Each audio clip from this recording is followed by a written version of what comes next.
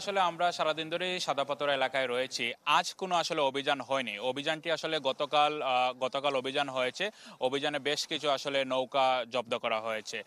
এবং গত আ ৫ আগস্টের যে পট পরিবর্তনের পর থেকেই কিন্তু নজিরবিহীনভাবে কিন্তু এই সাদাপাথর এলাকায় কিন্তু আসলে পাথরগুলো লুটপাট চলছে। আমরা আসলে এখানে যারা স্থানীয়রা রয়েছেন তাদের সাথে কথা বলেছি। তারা বলেছেন আসলে প্রশাসনের চোখ ফাঁকি না দিয়ে আসলে প্রশাসনের চোখের সামনেই আসলে যারা লুটপাটকারী তারা কিন্তু এই লুটপাটটি চালিয়েছেন এবং তারা ধারণা করছেন যে আনুমানিক প্রায় ২০০ কোটি টাকার এখান থেকে কিন্তু পাথর লুটপাট হয়েছে এবং এখানে যারা পর্যটকরা আসেন তারা আমাদের কাছে বলছেন যে তারা আসলে গত ১ বছর আগে যে অবস্থা দেখেছিলেন এই সম্পূর্ণ ভিন্ন চিত্র এখন। তারা বলছেন যে তারা যে পাথর আসলে দেখার জন্য আসেন দেশের বিভিন্ন প্রান্ত থেকে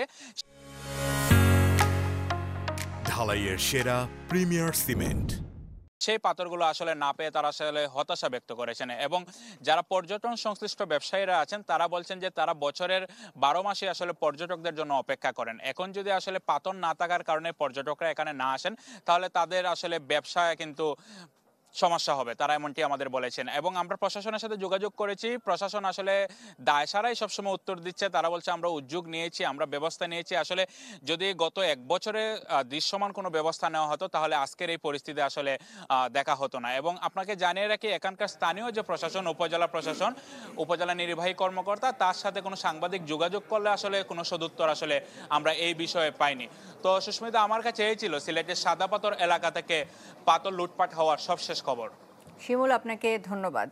সিলেট থেকে আমাদের সাথে যোগ দিয়েছিলেন আজহার উদ্দিন শিমুল।